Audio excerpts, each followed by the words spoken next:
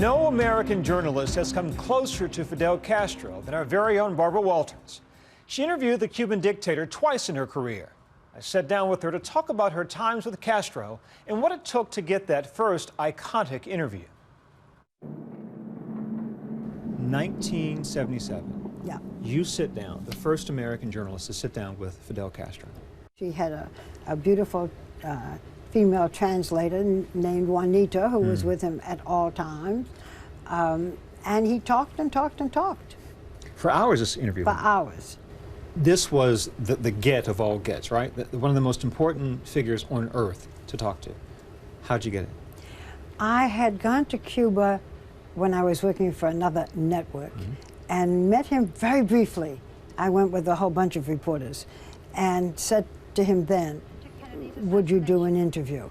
It took us many years to actually get it. For a man who likes to talk, he does very few interviews. When he finally sat down, it was, for me, memorable, and to a large degree because we crossed the Bay of Pigs together. Is it true that we are the first Americans to cross the Bay of Pigs in 16 years? As I remember, it's the first time. What was your sense of the man? Your feeling is that he's much bigger than he actually is, that he's a big bear of a man. He was always in uniform. I shouldn't say always. The last time I saw him, he was not. He was wearing a business suit. To me, he was almost unrecognizable because he loved walking around in his khaki uniform. He was funny. The crew loved him.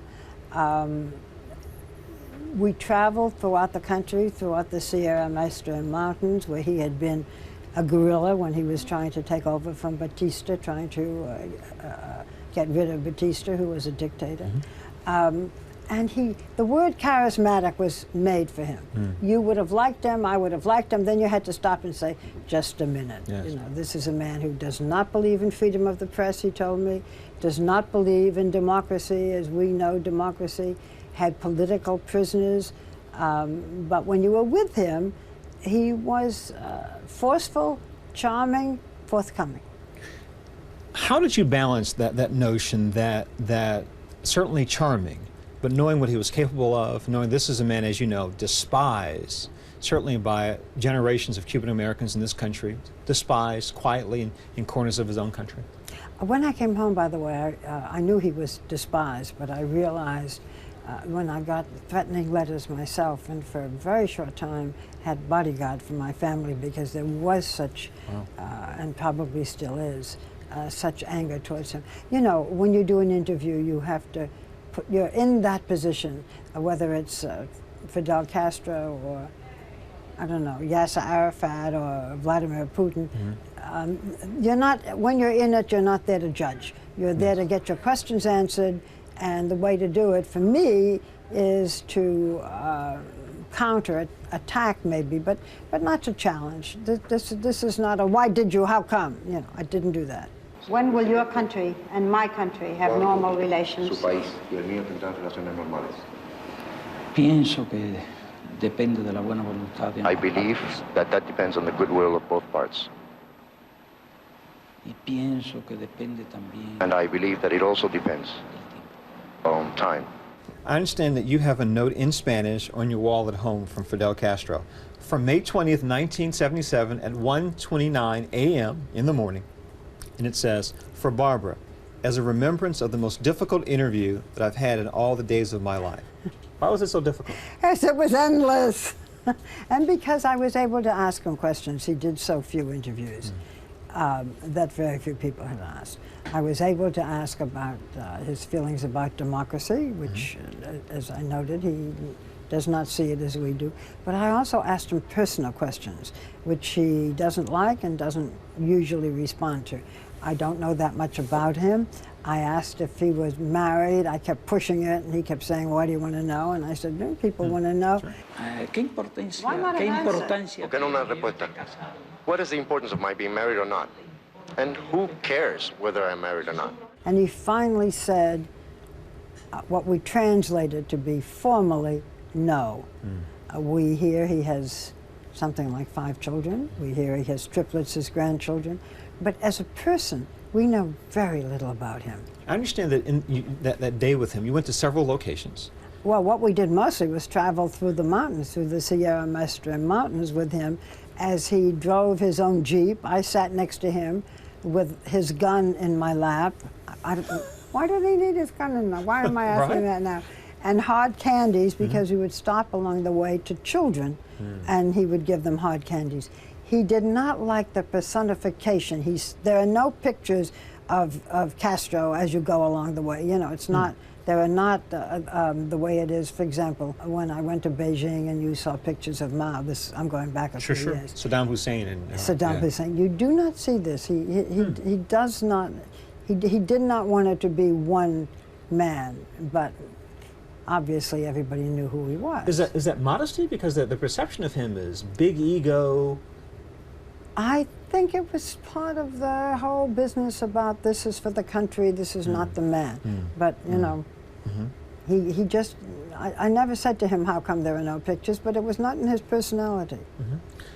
So you do this long interview with Fidel Castro, and I read where he wanted to be paid?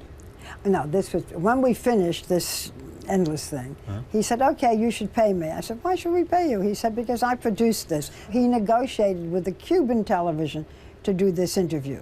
At first they wanted a great deal of money. Castro himself brought them down to size and stuff. So he said, you should pay me. We said, we're not going to pay you as a producer. He said, well, then you should pay me, you know, as an interviewer. I said, you're not that good. I mean, you could do this with him, you know. And finally we said, well, we'll pay you as a driver. And we gave him $5 and we all signed it. It was a strange trip because there was this good humor, and afterwards he took us inside and made us grilled cheese sandwiches. And by the way, the next time I saw him, which was here in this country when he was visiting, he grilled lobsters for us. So I mean, there was this strange kind of, you know, good-natured, and yet we have to say to ourselves, this was a man who was our enemy up until, you know, this minute. That's strange. Usually it's much more, as you know, much more cut and dried. As you pushed him, and we know you pushed him, did you see some of that edge, some of the darker side of Fidel Castro? You do when you talk to him about freedom of the press. You do when you talk to him about democracy, and his eyes narrow, and he said, my idea of democracy is not yours. And, you know, you cannot insult socialism.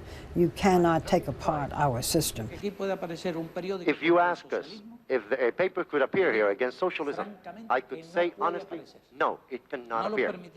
You see the toughness of the man.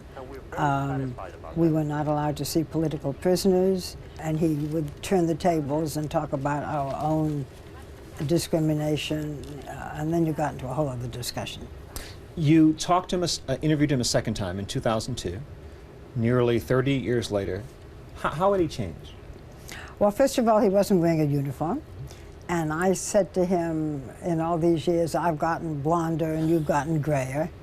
It wasn't as important an interview, I didn't think, or as exciting an interview, because a lot had happened and we learned a great deal about him that we hadn't known.